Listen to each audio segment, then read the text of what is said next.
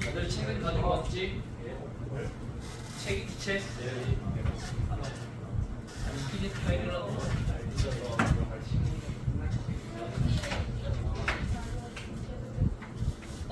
우리 고반이 수업 제일 마지막이라서 오늘 이 수업 끝나고 나면 이 단일 선도 수업에 대한 것은 선생님이 올려줄 예정이고, 그리고 1, 2 수업에 관한 자료도 이미 팀지 올라가 있었는데 확인해봐.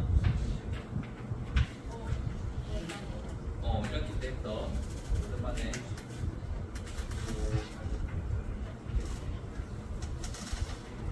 끝나까지 아마 생각될 거야.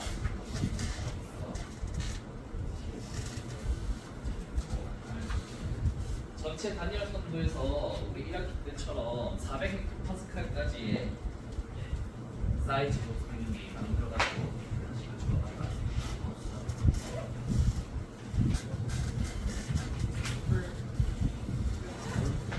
자, 그래서 우리 지구학 실험에 미체 지구학 세 번째 단원명이 바로 단열 선도인데, 이 단열 선도를 우리가 지구학 2에서도 배웠고 또 고급 지구학 1학기에도 배웠다, 그렇지? 1학기 특히 고급 지구학 선생님이 다뤘기 때문에 아마 너희들에게 시작할 거고, 활동을 한 번 더 하는 느낌인데 추가적인 내용이 또 있으니까 빠르게 따라올 수 있거든. 1학기에는 우리가 고급 지구학에서 단열 선도를 어떻게 기입하는지 그리고 배우고, 또 실제 기입도 해보고 또 분석하는데 아마 2차시 내지 3차시 정도의 시간이 필요해서 기억을 해. 근데 이번에는 한 차시에 다 진행을 할 것으로 기대되는 만큼 너희가 좀 빠르게 잘 따라와줘야 된다, 그치? 그래서 우리 책에 보면 단열 선도에 대해서 간략하게 개관이 소개되어 있는데, 이거랑 관련해서 간단히 단열 선도를 기입하는 목적이나 그 기능에 대해서 알아보도록 할게요. 단열 선도는 현재 대기의 연식 기온 그리고 바람 분포를 잘 표현해주는 열몇각적 그런 선도로서 하나의 그림에 층별 기온 구조, 수증기량, 불안 농도 등 많은 정보를 제공한다는 특징이 있습니다. 그런 목적으로 이제 기입을 하고 분석을 하는 거지. 그래서 이러한 단열 선도를 이용하면 현재 대기를 좀 XYG까지 3차원적으로 진단할 수 있고, 또 수치 모델 예측 자료와 비교 분석해서 어떤 모델링에서 발생할 수 있는 오차라든가 그런 것들도 발견할 수 있다. 그리고 가까운 미래에 발생할 날씨 예측에도 유용하게 적용입니다. 우리가 지난번에 배웠지만 단열 선도에는 크게 실선과 점선 그리고 빨간색과 파란색으로 구분을 해서 기입을 한다고 했어. 실선과 점선은 어떤 차이였지? 맞아. 기온과 이슬점, 기온을 실선으로 이슬점을 점선으로 기입한다 했어. 그리고 빨간선과 파란선이 있는데, 빨간선은 뭐고 파란선은 뭐라고 했지? 보시겠나?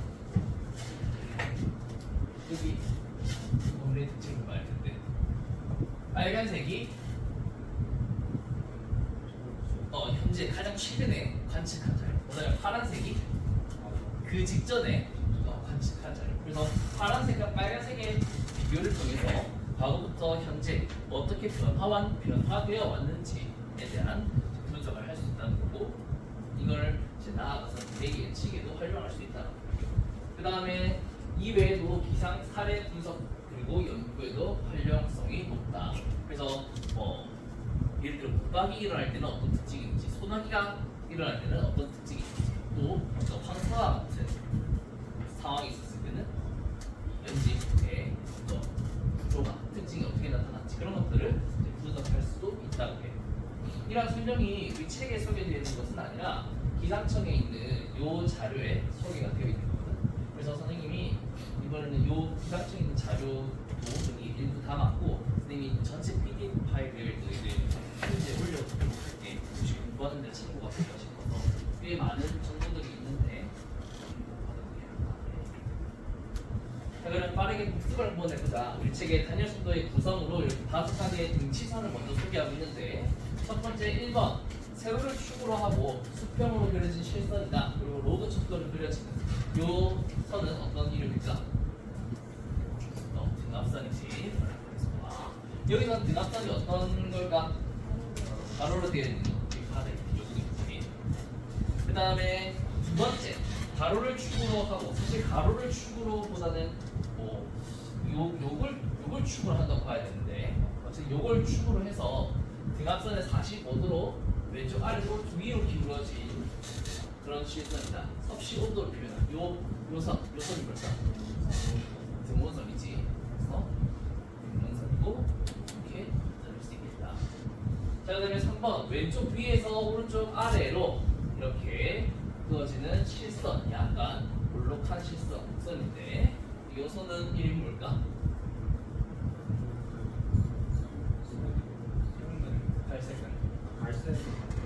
갈색은 조단열 선이지. 그리고 요 선을 그 다음에 4번 왼쪽 위에서 오른쪽 아래로 기울어져 있고 초록색 실선으로 나타나 있는 것은 스빈 단열선 또는 포화 단열선이라고 이야기를 한다. 그다음 마지막으로 오른쪽 위에서 왼쪽 아래로 기울어져 있는데 경사가 좀 급하고 점선 초록색 점선으로 나타나는 조선이 뭐라고지? 스뮨너 아닌데? 포화 이슬점 감률선이라고 해도 되지만 여기서는 포화 혼합비선이라고 됐어. 그치? 기억이 안 날 거야 이제. 그래서 이렇게 5가지 등실선으로 나타나있다. 그리고 요 선을 우리 다른 말로 또 뭐뭐뭐뭐 선이라고 한댔어. 기억나나? 등원. 맞아, 등온이선이야. 여기 있는 선 위에 있는 점들은 다 건조 단열적으로 이동했을 때 같은 경로를 따라 움직이기 때문에 연료적 공도니까. 그래서 여기 있는 점들은 다 같은 온이를 가지게 된다는 거지. 온이의 개념을 떠올려 보면 아마 그런 점들이 가능할 거예요. 그래서 우리 책에 소개되어 있는 개관에 대해서 알아봤고 이번에는 이 활동의 목표에 대해서 얘기를 할게. 단열선들을 구성한 요소들의 특성을 파악해서 여러 가지 기상 요소들을 결정하고 해석할 수 있다. 그러면 단열선들을 구성한 요소들은 무엇이고 분석할 수 있는 그런 기상 요소들은 무엇일까? 그것을 알아보자. 이거는 지난 학기에 소개했던 자료인데 보면 관측 자료를 선도에 기입해서 연지 구조와 연료 분석 과정을 쉽게 이해할 수 있는 거라고 했어. 그래서 관측 자료로는 어떤 장비를 하늘에 띄워서 분석할 수 있는, 쉽게 분석할 수 있는 기온, 기압, 수적, 풍향, 풍속 이런 것들이 있고, 그 다음에 어떤 선도라고 했으니 어떤 선들이 있냐? 방금 소개했던 그 5가지의 선들이 있다. 그리고 기입을 하는 것은 이제 이런 것들을 기입하는 거지. 그래서 어떤 걸 알 수 있다? 연지 구조를 알 수 있다. 근데 연지 구조는 알고 있던 상승계열 구도나 기룡계열 구도나 자연계열 구도, 평형구도, 빈계열 구도 이런 구도들을 알 수 있고 우리 책에도 소개되어 있다. 요거 분석할 거라는 거. 그 다음에 연력학적 과정은 연력학 선도니까 등압 과정, 등온 과정 또는 건조단열 과정, 또 포화단열 과정 이런 이제 어떤 알고자 하는 공기의 변화를 즉 선상에서 이동시키면서 선을 따라 그렇게 하면 분석을 할 수가 있다. 그리고 이걸 잘 활용하면 이런 것들을 알 수 있겠다. 습도 여러 가지 습도 개념을 다 분석할 수 있고 운정의 구도, 구름의 아래 구도가 어느 정도 될 것인지 이 층 내에서의 대기의 안정도는 어떻게 될 것인지 또 내부의 발생 가능성은 경험적으로 봤을 때 연력적으로 고려했을 때 어느 정도일 것인가 이런 것들을 알 수 있는 선도라는 거예요. 자, 그럼 우리가 빠르게 본격적인 진도를 나갈 건데 먼저 이 단열 선도상의 기입을 한번 해보자. 요번에 자료는 우리 책에 소개되어 있는 그 데이터 그대로 가진 거거든. 그래서 앞에서 이 키워드 있으니까 요 키워드로 한번 단열 선도 기입을 해보자. 자, 기입할 때 실선과 점선을 구분해서 기온은 실선, 일산점 온도는 점선으로 하고 사실 둘 다 빨간색으로 하는 게 맞지만 시각적인 편의상 일시점 온도를 파란색으로 표현해도 무방하겠다.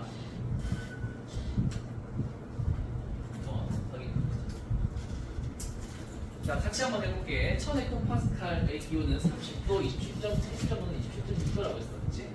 그러면 어떻게 기입을 할까? 기억 안 나는 사람 앞 한번 보자. 1000헥토파스칼 선 해보고, 그 다음에 등온선 30도는 뭐지? 그래서 이렇게 교차하는 이 지점이 기온은 30도, 1000헥토파스칼 기온 30도를 표시한 거야. 그리고 기온은 동그라미로 대표해주면 시점은 27.6도니까 25, 26, 27 해가지고 27.6 정도 된다 싶은 곳에 점 찍고 세모 둘이 그리고 900헥토파스칼은 그 위에 있지. 900헥토파스칼은 그 위에 있어서 이 900헥토파스칼에 위치요 23도지 23도 여기 시점은 10.2가 15도, 16도, 17도 에서 조금 오른쪽에 17.2로 표시하는 게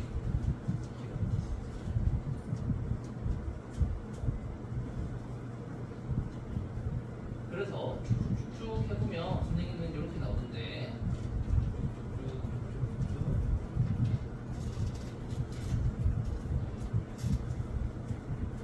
시간을 좀 줄이기 위해서 선생님 이렇게 나오는데 여기다 한번 쭉 확인해보고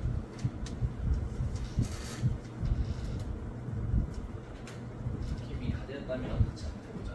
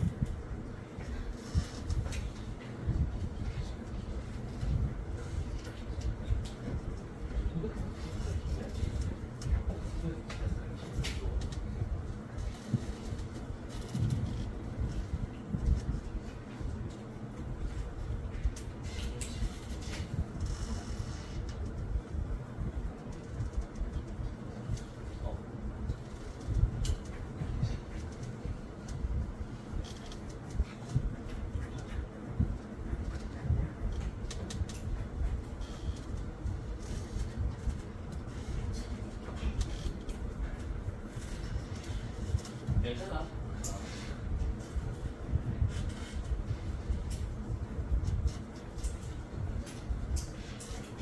잘했네.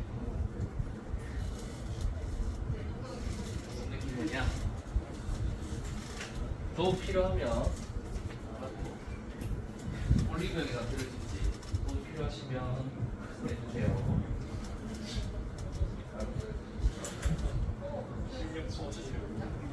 마다 속도가 조금 다르네.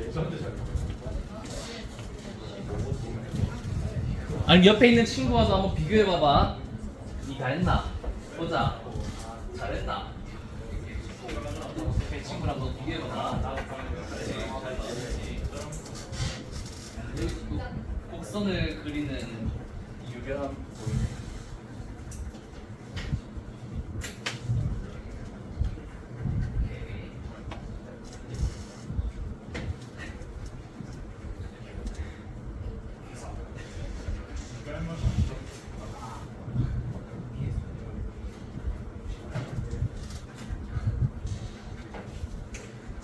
그러면 기계비율 쭉 다 됐다고 생각하는데 분석해봐도 되겠나? 네. 분석해볼게. 우리 책에 지금 과정 해가지고 소개되어 있는 것들 쭉 있어. 보면 기온, 이슬점, 이 내용은 우리가 잘 알고 있고, 그 다음에 세 번째 개념으로 어떤 온도가 소개되어 있나? 우리 책에 습도 온도의 개념이 소개되어 있다. 혹시 습도 온도 개념 배웠던 거 기억나? 습도 온도의 개념 한번 복습해보면 주어진 공기에서 기화만을 이용해 도달할 수 있는 최적 온도를 의미한다. 그래서 습도 온도 하면서 선생님이 습도 온도계를 지난 학기에 설명했었는데 이게 바로 습도 온도계거든. 혹시 초등학생 때나 중학생 때 배경상 같은 곳에 안에 들여다보면 이런 게 있지 않았나?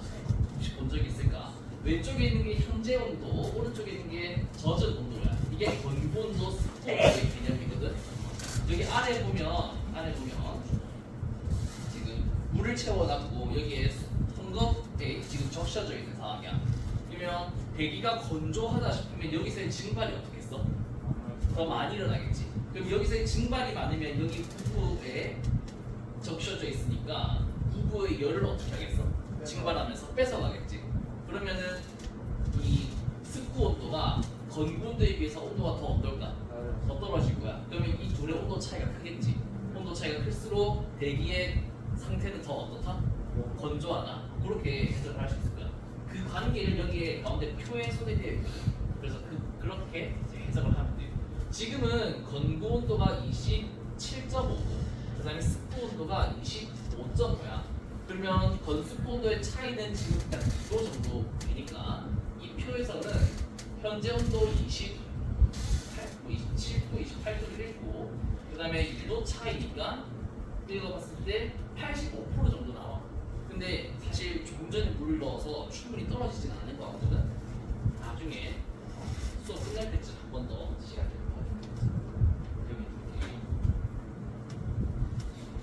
그래서 습도 온도가 이런 의미를 가지는 거야.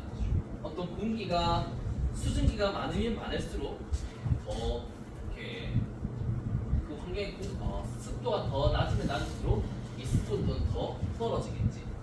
이걸 분석하는 방법은 어떻게 한다? 이렇게 한다. 어떤 주어진 우리가 알고자 하는 주어진 공기로부터 형성되는 LCL 지점을 체크한다. 그리고 포화 단열 과정을 거쳐서 단열적으로 압축시켜가지고 원래의 그 위치로 내려간다. 그때의 온도를 우리는 읽어주면 됩니다. 습도 온도의 개념은. 그 다음에 네 번째 우리 책에 소개되어 있는 온도는 어떤 온도야? 대류 온도지. 대류 온도는 어떤 개념인지 혹시 기억나? 대류 응결 고도의 개념으로부터 해석할 수 있는데, 그러면 대류 응결 고도부터 한번 얘기해보자. 대류 응결 고도는 혹시 어떤 거였는지 기억이 나나? 우리가 공기가 이렇게 상승하는 이제 기작에 의해서 단열 팽창이 일어났는데, 이때 상승하는 기작이 크게 두 가지가 있댔어. 첫 번째는 물리적으로 어떤 면을 따라서 공기가 상승하는 거야. 어떤 산악 지형을 따라 상승하거나 아니면 이렇게 전선과 전선면을 따라 상승하는 그런 경우가 있고, 그 다음에 어떤 불포화 공기가 어떤 국지적인 굳은 가열로 인해서 그 부력 주위 공기와의 어떤 온도 차이가 부력으로 상승할 수가 있다는 거지. 그렇게 되었을 때는 그 공기가 상승하면서 큰 이제 저분 같은 것을 형성할 텐데, 그때 저분의 운적 고도를 우리는 대류응결 고도라고 표현한다. 대류응결 고도를 구하는 방법이 어떻냐? 지표면의 이슬점 온도를 지나는 그 포화선악 이선, 초록색 점선을 따라서 쭉쭉쭉 올렸을 때 무엇과 만나는 선? 환경 기온선과 만나는 점. 그 지점의 고도를 우리는 대류응결 고도라고 하고, 대류 온도는 어떻다? 이 대류응결 고도의 환경 기온선으로부터 어디까지? 지상까지. 지상이 가열되어 있으니까 지상까지 공기 농이를 건조 단열적으로 압축시킬 때 나타나는 온도를 대류 온도라고 정의했다. 그 설명이 우리 책에 소개되어 있으니까 4번 체크. 그 다음에 다섯 번째, 온유의 개념은 뭐야? 기억나? 온유의 개념?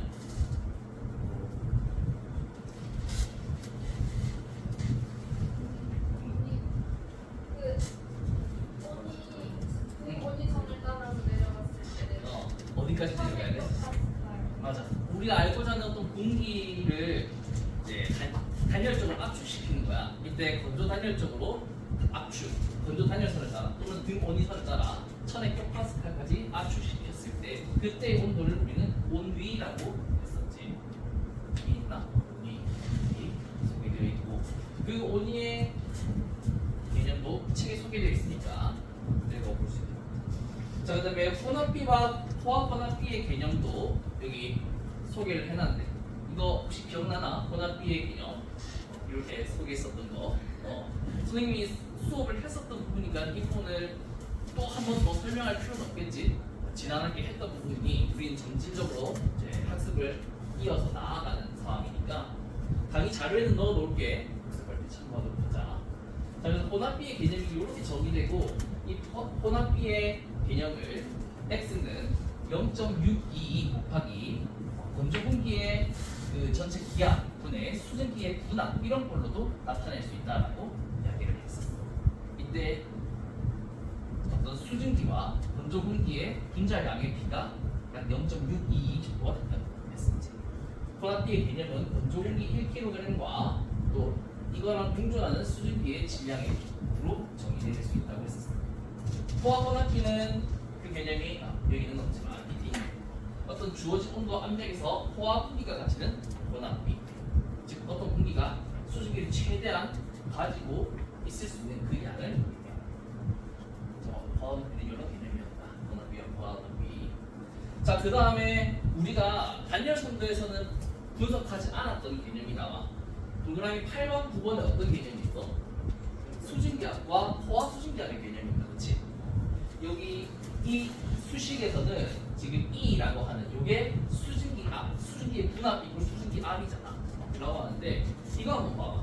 수증기압을 분석하는 방법이 어떻대? 구하려고 하는 기압 보도에서 어떤 기압 보도에서 이 설정 값을 지나는 등 온선을 따라 어디까지 올린대? 622헥토파스칼까지 이동시키는 거야. 그때 등압선과 만나는 점에 포화혼합비 값 그것에 헥토파스칼을 붙이면 이 수증기의 분압이 만들어진대. 여기서 왜 622헥토파스칼까지 이동하는지 이제 알겠나? 뒤에 있는 식, 여기 있는 식에서 이 수증기의 분압이 이 어떤 알고자 하는 공기를 622헥토파스칼까지 옮기고 거기에다가 이 x라는 혼합비의 값에 단위 헥토파스칼을 붙여버리면 수증기의 분압이 나온다는 거야. 622헥토파스칼까지 옮기는 이유는 바로 이런 이유 때문이다. 그리고 포화 수증기 압은 그러면 어떻게 되는 거다? 이슬점이 아니라 어떻게? 이슬점에서 지나가는 게 아니라 기온 값에서 이동시키는 데. 왜? 포화 수증기 압은 포화된 거잖아. 그럼 이슬점이 뭐가 된 거야? 기온과 이슬점이 같아진 거지. 그러니까 어차피 이슬점 값에서 하는 것이 아니라 기온 값에서 해버리면 이 이슬점이 기온 값과 같아졌다라고 생각할 수 있는 거니까 그렇게 연결 지으면 포화 수증기압을 분석하는 방법을 이해할 수 있겠지. 이렇게 구하는 방법이 새롭게 소개되었다. 그러니 알아둘 필요도 있겠지. 그래서 이렇게 나오고, 그다음에 상대 습도의 개념은 뭐 그렇게 어려운 내용이 아니니까 넘어가도록. 자, 그렇게 우리 95페이지에 있는 과정을 쭉 확인해보고 이제 본격적으로 뒤에 또 있긴 있어. 응결고도, 대류 응결고도, 상승 응결고도, 자유 대류 고도가 있는데 이 개념은 우리가 직접 한번 분석하면서 자, 그러면 분석해볼게. 자, 먼저 질문, 우리 책에 소개되어 있는 질문부터. 1번은 그려보라라는 거였어. 그 다음에 2번이 구간을 나누어서 대기의 안정도를 표시해보자라는 거였어. 대기의 안정도의 개념은 우리가 어떻게 얘기할 수 있을까? 대기의 안정도? 지난 시간에 배웠는데 두 번째 수업 대기의 안정도. 이렇게 어두워졌지? 이게 또 열받아서 그런 건가? 아, 진짜? 좀 보이나? 오케이. 여기서 포화 단열선이 요거였지. 그 다음에 건조 단열선이 요거야. 그리고 환경기온선이 지금 이렇게 나타나죠. 그래서 이 환경기온이 이 건조단열선 또는 포화단열선과 비교했을 때 어느 영역에 있냐에 따라 달랐어. 여기 있을 때 어땠어? 그치, 절대 불안정이고, 그 다음에 여기 있을 때가 절대 안정이었고, 그 다음에 이 상태가 조건부 불안정이었어. 이때 조건은 포화냐 불포화냐를 따져보면 되겠지. 자, 그러면 1000에서 900헥토파스칼 사이는 어떤 것 같아? 이 두 개의 선과 비교해보면 이렇게 돼 있네. 조건부 불안정이지. 근데 어때? 포화야 불포화야? 공기가? 불포화 상태지. 그럼 무슨 선과 비교를 해야 될까?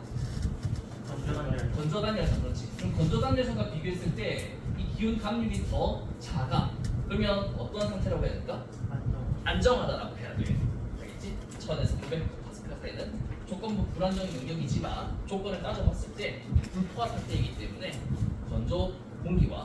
건조단열선과 비교를 해보면 공기는 안정한 상태라고 이야기했습니다. 자, 그리고 900에서 800헥토파스칼 사이는 어떨까? 건조단열선 이렇고 포화단열선 이런 것 같은데 절대 안정이겠지? 맞아, 절대 안정이라고 볼 수 있겠다. 자, 그 다음 800에서 700은 이렇게 되어 있는 것 같네. 어떤 것 같아 그러면? 조건부 불안정인 것 같기도 하고 절대 불안정인 것 같기도 하다, 그렇지? 그래서 이 상태는 우리가 뭐 생각을 해봤을 때 중립이라고 볼 수도 있을 것 같아. 일단 건조한 상태잖아, 그렇지? 그럼 이 건조 단열선과 환경 기온선을 비교해야 되는데 거의 나란해. 이런 상태는 우리가 중립이라고 보면 될 거야. 고도에 따라 지금 온도는 감소하지만 고도에 따라 온위는 어때? 거의 일정하지. 지금 등 온위선과 나란하잖아. 이 환경 기온이. 그래서 등 온위선과 나란해서 대기 안정도 입장에서 봤을 때 중립이라고 표현하는 거야. 자, 그다음에 이 상태는 또 어떤 것 같아? 건조단열, 그다음에 포화단열이고. 조건부 불안정인데 건조한 상태니까 포화되지 않았으니까 요거가 중요한 거겠지. 그래서 요거 조건부 불안정인데 안정이라고 보면 되겠다. 자, 그다음에 600에서 500 사이는 어때? 이게 조금 건조단열, 이게 포화단열이야. 절대 불안정이지. 그래서 여기는 절대. 그다음에 500에서 400은 어떨까? 절대 안정이지. 포화 상태여도 불포화 상태여도 어쨌든 얘 기온 감률이 더 나니까 절대 안정의 상태가 되겠다. 500에서 400. 선생님 1학기 때 제시했던 상황보다는 굉장히 어때? 좀 다양하지. 그래서 이 데이터가 괜찮다 싶어서 그대로 분석을 해. 자, 그래서 이번 문제 이렇게 부가별 안정도를 비교해보라라는 문제 퀘스트 완료했고, 그 다음에 3번 역전층이 나타나는 구간을 구해보자. 역전층의 개념이 뭐였지?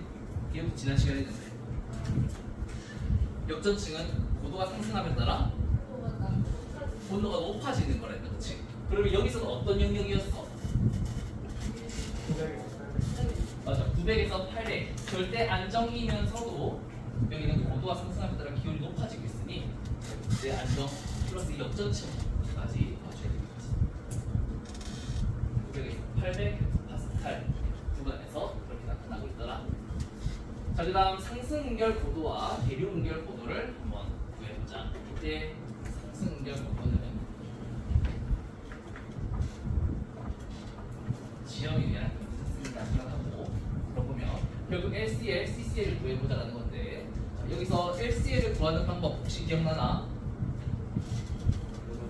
여기서는 건조단열선단, 그 다음에 그렇지 이슬점에서는 포화분 합비선을 따라 상승한다. 그러면 여기서 만나요. 이 지점 혹시 몇 헥토파스칼 정도로 분석이 돼? 그렇지, 970 정도 되는 것 같다. 맞아, 970 헥토파스칼 이 LCL 나오는 거고, 그 다음에 CCL은 어떻게 구하는지 이슬점 온도에서 포화분 합비선을 따라 쭉 올렸을 때 뭐와 만나는? 환경 기온과 만나는 이 선을 의미했던 거지. 이 선을. 자, 이 부분이 바로 CCL인데 몇 헥토파스칼 정도로 나타나?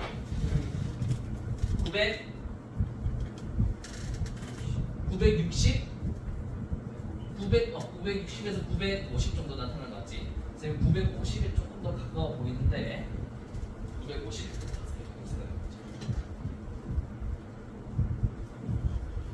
확인되나? 여기까지 지난 학기 때 배웠던 거 기억을 한다면 또는 기억이 났다면 분석하는 어렵지 않았을 거예요. 자 그리고 이제 대류 온도를 한번 구해보자. 대류 온도는 어떻게 구해? 아까 얘기했지 CCL에서 어떻게 한다? 건조 단열선다. 이때 건조 단열선이 여기 위에 딱 나타나 있는 거 아니지? 그러면 어떻게 한다 했어?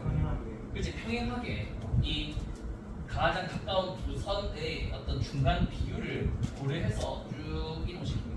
그러면 쭉 이동시켰을 때 약간 평행하게 쭉 이동시키면 여기에 도착하는 것 같아. 여기에 기온이 몇 도로 읽혀? 그렇지 31도 정도 읽힌다. 그렇지 이게 30도 선이니까 요거는 31도 선 1000헥토파스칼까지 내렸을 때 바로 이 대류온도의 개념은 TC 대류온도의 개념은 약 31도가 나타나는 것으로 볼 수 있겠다. 오케이. 자, 그다음 자유대류 고도를 한번 구해보자. 자유대류 고도는 어떤 개념이었어? 어떤 공기가 쭉 상승할 때 강제적으로 쭉 상승하다가 어떤 순간부터는 뭘 할 수 있다? 자발적으로 상승할 수 있다. 그러려면 환경의 기온보다 이 단열적으로 상승하는 공기의 온도가 어때야 돼? 높아야 돼. 그래서 한번 해보자. 자 그러면 여기서 여기 이 지상에 있는 공기가 강제적으로 상승을 하는데 상승할 때 여기서 LCL이 형성이 됐어. 여기서부터 어떻게 한다? 포화되었으니 어떤 선을 따라? 스릴단열 포화되는 선을 따라 쭉 상승시키는 요 선을 한번 체크해본다. 이때 환경 기온과 여기 처음 만난 요 지점이 바로 뭐가 되겠다? LS2가 되겠다. 대략 기압으로는 940 정도가 되는 것 같은데 맞나? 940 헥토파스칼. 여기서부터는 공기가 포화단열적으로 상승해도 환경의 기온보다 높아졌기 때문에 자발적으로 상승할 수 있겠다. 940 헥토파스칼. 우리 책에는 소개되어 있지 않지만 더 나아가서 EL이 바로 평형 고도가 되는데 이 EL의 값이 약 몇 헥토파스칼? 880 받았을 때 보고 있네. 880 헥토파스칼. 요 정도에서는 이 EL이라는 개념, 즉 공기가 자발적으로 상승을 하다가 어느 순간 880 헥토파스칼까지 올라오면 다시 환경 기온보다 오히려 온도가 낮아지니까 자발적으로 상승할 수 있어요. 그래서 얘기했듯이 만약에 지금 지상에 이러한 공기가 강제적으로 상승하면 구름은 어디서부터 시작돼? 바닥이 온적온도가 970 LCL로부터 시작이 된다. 그래서 여기서부터 940까지는 강제적으로 어쨌든 상승하면 이렇게 구름이 형성돼. 근데 940 헥토파스칼부터는 공기가 어떻게 돼? 자유대류하지. 그러니까 그 구름이 이렇게 높게 지금은 막 그렇게 차이가 크진 않지만 이렇게 형성이 될 수 있다. 어디까지? 정 고도가 어디까지? 880 헥토파스칼까지 가는 구름의 꼭대기. 이해되겠나? 그래서 이렇게 970부터 880까지 이렇게 형성이 됐지만 자발적으로 대류가 일어날 수 있는 구간은 940부터 880. 970부터 940은 강제적으로 계속 올라갈 때 구름이 여기서 형성될 수 있다. 이해되겠나? 여기서 이제 이 문제에서 이제 한 단계 더 나아가 볼게. 이 공기가 만약에 지금 높이가 2km거든. 여기가 2km 정도야. 그러면 산이 이렇게 있어. 그럼 이 공기가 어쨌든 이렇게 산사면을 타고 상승했을 때 구름이 여기서부터 생기고 여기서부터 생길 수 있다는 거야. 그리고 상승하고 여기서 비가 다 내리면 팬 현상이 일어날 수 있지. 근데 산 높이가 이렇지 않아. 만약에 포화단열적으로 공기가 계속 상승한다. 그럼 또 어때? 뭔가 교차점이 있지. 그럼 계속 올라가다 보면 저기 위에서 뭔가 또 교차점 하나 생길 것 같지. 그래서 만약 공기가 이 산이 2km가 아니라 막 에베레스트 산처럼 거의 8km 정도로 해보자. 그러면은 이거 좀 될 것 같아. 산이 그렇죠. 이상하게 그랬지만 어쨌든 이렇게 공기가 계속해서 강제적으로 상승한다면 어떻게 될까? 이런 부분도 한번 생각해보자는 거지. 이건 근데 여기 위에는 사실 분석하기에 어려움이 있어. 왜냐하면 어떤 공기가 이렇게 상승을 하잖아. 만약에 강제적으로 포화를 시켜서 상승을 시키는데 만약 여기에 구름이 형성됐어. 그리고 여기서 구름이 형성되고 막 비가 내려. 그럼 여기에 있는 공기의 수증기량이 어떻게 돼? 그치. 응결하고 비가 내리게 되면 여기에 수증량이 작아지지. 그러면 작아진 이후에는 이 단열 속도상에서 계속 쭉 끌어올리는 게 맞는 말일까? 아니겠지. 수증량이 달라졌는데. 그렇기 때문에 이 선을 따라 계속 올라가는 것에는 무리가 있어. 하지만 그냥 이론적으로, 이상적으로 이러한 공기의 상태가 뭔가 상태 변화가 일어나가지고 비가 내리고 그러지 않고 그냥 이러한 공기가 계속 산을 타고 계속 올라간다 했죠. 계속 올라간다고 하면 어떻게 될 수 있을까? 여기서도 구름이 생길 수 있겠지. 왜냐면 환경의 기온이 그만큼 낮으니까 또다시 포화가 될 수 있다는 거야. 그래서 여기서 또 구름이 형성되고 어디까지? 저기 위에까지 구름이 형성될 수 있다는 거죠. 근데 구름이 형성된 이후에는 더 이상 강제적으로 상승하나? 산사면이 더 이상 없잖아. 그러면 어떻게 될까? 이 여기서 생성된 구름은 더 이상 바람이 불어도 어떤 면을 따라 상승하는 것이 아니라 그냥 산을 타고 이렇게 불어나가겠지. 구름이. 그렇게 되면 그 이상에서의 분석은 사실 현실적으로는 어려움이 있다. 그래서 그렇게 단열 속도에 이러한 한계점도 있고 그렇다는 거 생각해봤으면 해서. 그리고 우리가 1학기 때는 교차점이 딱 하나 하고 끝이었잖아, 그렇지? 근데 실제로도 이렇게 교차점이 포화단열적으로 쭉 상승했을 때 여러 개가 나타날 수도 있는데, 그렇지만 실제 분석에서는 맨 밑에 거만 써. 맨 밑에 처음 발생하는 그 부분만 유효하게 활용합니다. 자, 그리고 800헥토파스칼에서의 온위를 구해보자. 이건 되게 쉽다. 어떻게 하면 되지? 800헥토파스칼의 공기 여기 체크하고 이 공기를 어떻게 하면 돼? 건조 단열 선을 따라 1000헥토파스칼까지 내린다. 이때 온도는 어때? 몇 도 정도 일으켜? 48도 맞지? 47.5, 48 요 정도 일으킨다, 그렇지? 그래서 이렇게 체크하면 되겠다. 자, 그 다음에 8번 문제는 우리 책에 없는데 선생님이 하나 보너스로 넣어봤어. 900헥토파스칼에서의 수증기 압과 포화 수증기 압을 구해보자 했어. 자, 그러면 한번 구해볼까? 수증기 압을 구하는 방법 어떻게 하면 됐어? 우리 책에 소개되어 있는데 어떤 점을 체크해야 돼? 900헥토파스칼에?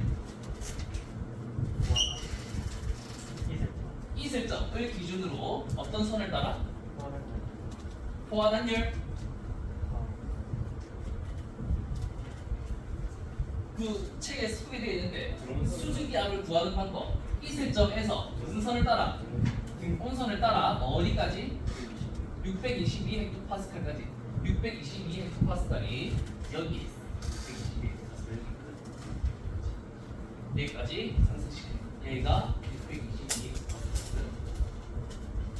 자, 그럼 여기에 점이 찍혔어. 이 점에 무엇을 읽었는데? 포화가 있었는 여기서 뭐야? 어떤 선? 녹색 점선이지. 그래서 여기 이 점을 지나는 녹색 점선을 보니까 여기 있네. 여기 숫자가 34라고 표시되어 있어.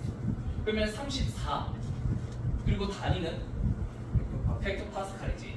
그래서 이 900헥토파스칼에 있는 그 수증기의 분압은 바로 34 헥토파스칼이라고 분석해 주는 얘기입니다. 자, 그리고 이 공기의 포화 혼합비 아니면 포화 수증기압을 구하라라고 하는 것은 어떻게 된 상황이다? 이 실점이 기온이 된 상황인 거죠. 그러니까 어디 점에서? 기온선에서 어떤 선을 따라? 등온선을 따라 어디까지? 622헥토파스칼까지 상승시켰을 때 이때 교차되는 포화 혼합비 선의 값을 읽으면 돼요. 근데 선 위에 도달하지 않았어. 그러면 어떻게 해야 될까? 요 선이 지금 28. 너무 미안하다. 이 34를 읽은 것은 선생님이 포화 단열선을 읽었다. 이 점선 여기 밑에 있거든. 그래서 미안하다. 요 선 쭉 보면은 20이야, 20. 여기 20이라고 되어 있거든. 무슨 이게 34, 32, 30 요거는 포화 혼합비 선에 걸려 있는 숫자거든. 잘 걸리거든. 하필 정선 실수는 여기 교차되어 가지고 선생님도 잘못 읽었는데 20헥토파스칼 위에 이 포화 혼합비 선에 같이 여기에 지금 있거든. 자 그리고 다시 돌아와서 이 포화 수증기 압은 여기 이 점에 도착했는데 여기 있는 선이 28이고 여기 있는 선이 30이야. 32가 28이 여기네. 그럼 여기는 몇 정도 읽으면 될까? 30 정도 읽으면 되겠지. 쭉 내려왔을 때 30 정도 보이거든. 여기 30 정도로.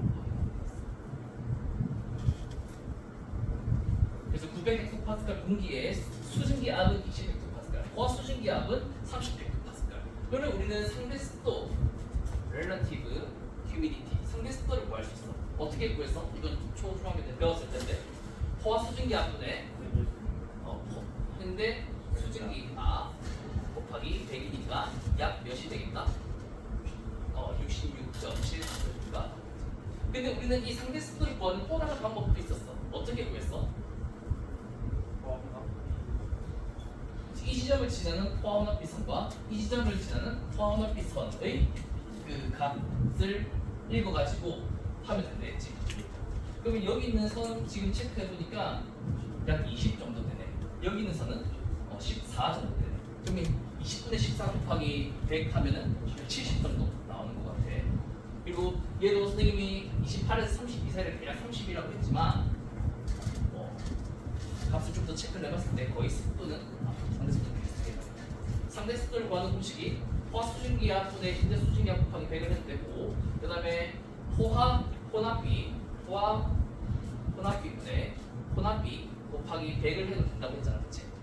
그래서 요거에 같은 비교가 나와요.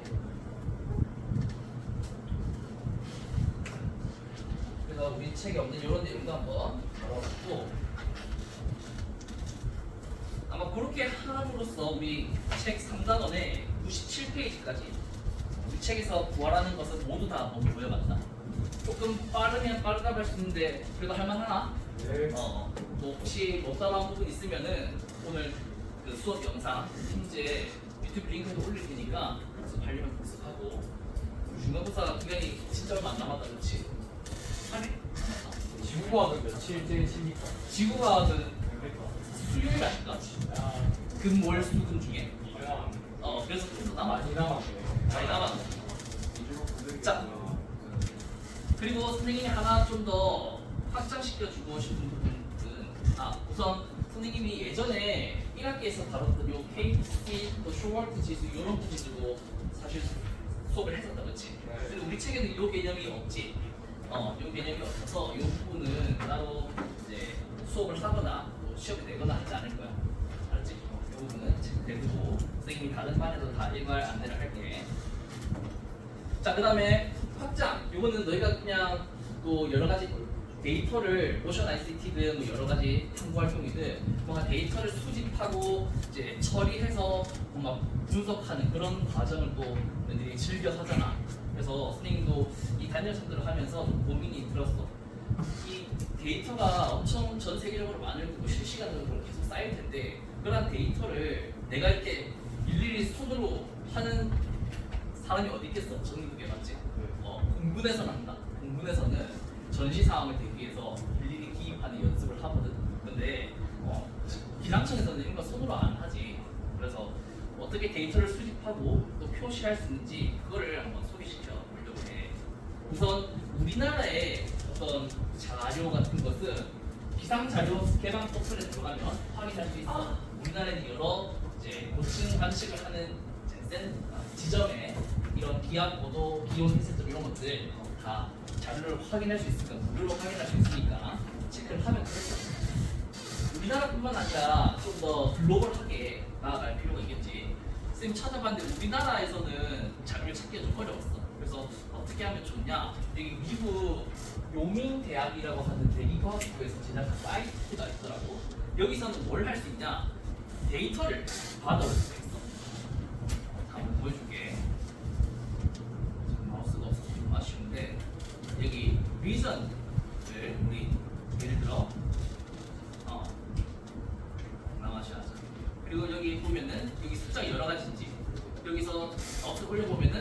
715 창원이라고 합니다. 이제 창원 한번 클릭해 볼게. 그러면 가장 최근에 관측된 2024년 9월 19일 공공줄루는 이제 세계 표준시거든. 여기다가 우리는 지방시니까 9시를 더해 9시간을 더해서 이제 오전 9시 관측한 자료를 여기 이제 가지고 온 거야. 그리고 이것을 어떻게 하냐? 데이터 전체를 다른 이름으로 저장해. 어떤 방식으로 하냐? 웹사이트 형식으로 저장하고 창원이니까 그냥 임의로 CHA라고 해. 그 다음에 연월 2024 0919 그 다음에 아래 다 하고 시간이 약간 공공줄루였지. 그래서 공공이라고 붙일게. 자 그럼 이제 이 데이터를 저장했어. 그리고 이것을 불러와야 되겠지. 어디서 불러오면 되느냐면 여기까지 3번까지 했어. 그 다음에 이제 불러올 거야. 이거는 UCAR이라고 하는 미국 기상연구대학 연합이라는 곳인데 여기에 들어가면 로그인을 해야 되는 단점이 있는데 로그인을 해주면 되고 인코렉트 자 그리고 여기 아래에 업로드 파일이 있어.